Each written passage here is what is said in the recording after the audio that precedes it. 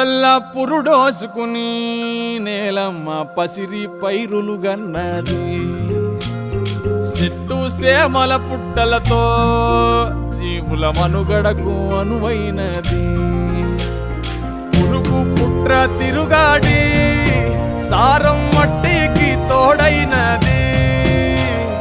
పశుల పక్షుల తోడుగా జీవం నేలపై పారాడింది ఒట్టి మట్టేగా అంటావేమో మనుగడ పుట్టేది గిట్టేది